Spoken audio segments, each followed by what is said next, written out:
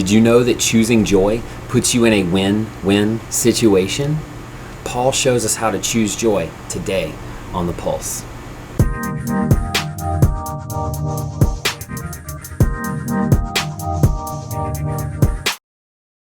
Welcome back to The Pulse as we take this entire month to look through the book of Philippians, and Paul teaches us how to choose joy.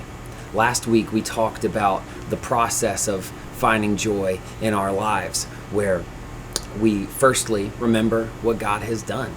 Secondly, we look forward to what God is going to do. And thirdly, we love what God is doing right now.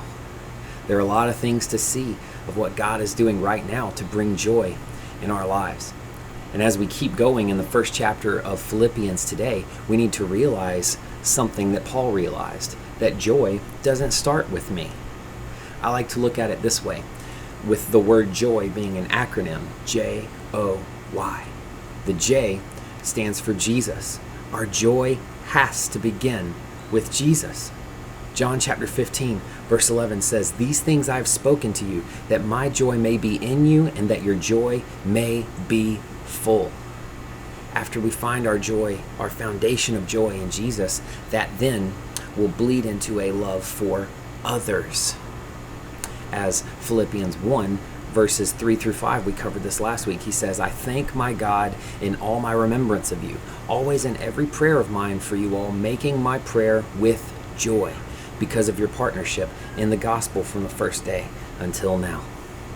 And then after we have found our joy in Jesus, then we find our joy in others, then the joy can be found in you.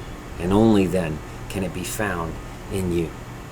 Let's see how Paul goes through this process of joy as we continue in this first chapter of his book to the Philippians. I'm going to start reading in verse 12.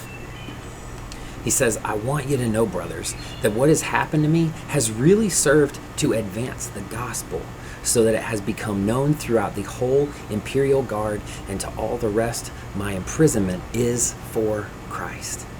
And most of the brothers, having become confident in the Lord by my imprisonment, are much more bold to speak the word without fear." So much optimism in that. In a situation where Paul shouldn't really have that much optimism, but he still finds it.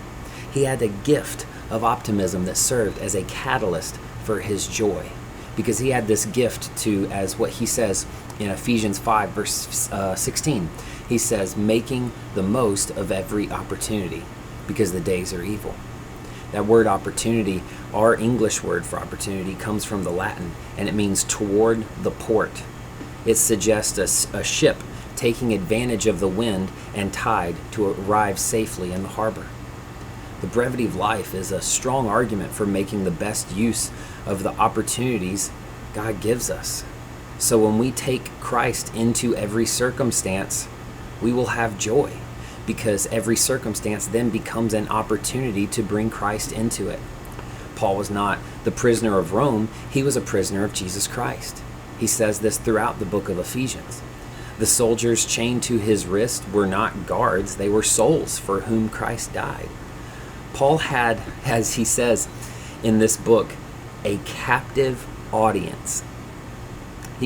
We can only conclude that he won some of them to Christ. And this joy-minded Christian, we're not supposed to allow circumstances to overcome us, right?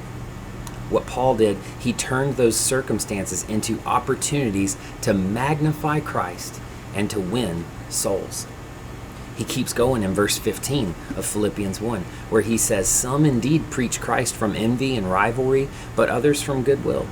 The latter do it out of love, knowing that I am put here for the defense of the gospel. The former proclaim Christ out of selfish ambition, not sincerely, but thinking to afflict me in my imprisonment. What then? Only that in every way, whether in pretense or in truth, Christ is proclaimed." Do you see the optimism flowing through his words right now? Even though I'm in chains, this is actually advancing the gospel. My imprisonment is for Christ. The people that are getting saved in this prison, they are speaking boldly without fear. Yeah, there are people out there who might be enemies of me that are preaching out of envy or rivalry with me, but at least they're preaching Christ. Christ is being proclaimed, and in that I rejoice. He goes even further in verse 21, where he says, "For to me to live is Christ, and to die is gain. If I am to live in the flesh, that means fruitful labor for me. Yet which I shall choose, I cannot tell. I'm hard pressed between the two. My desire is to depart and be with Christ, for that is far better. But to remain in the flesh is more necessary on your account. Convinced of this, I know that I will remain and continue with you all for your progress and joy in the faith, so that in me you may have ample cause to glory in Christ Jesus because of my coming to you again." Even to the point of death, he finds optimism, where he says, if I die, I'm getting my ultimate reward and I get to be with Christ. But if my future is to keep on living, then I'm going to keep on winning souls for Christ. This is the sign of a truly joyful mind, putting Christ and the gospel ahead of everything and everyone else. Our joy has to be founded in Jesus. Were there chains on Paul's wrist? He saw them as his bonds in Christ. Were his enemies causing trouble by their selfish preaching? So what? They're preaching Christ. Were his friends worried about him and praying for him? Fine, this will exalt Christ. Was there a possibility that he might die? Then Christ will be magnified by my life or death. Do you see this? When we choose to have joy in Jesus, we simply cannot lose. Thank you for joining me again on another week of the Radiant Pulse. I hope you can find joy in Jesus today. We hope to see you this coming Sunday at 15 Crane Avenue, Greenville, South Carolina at 10 a.m. for worship.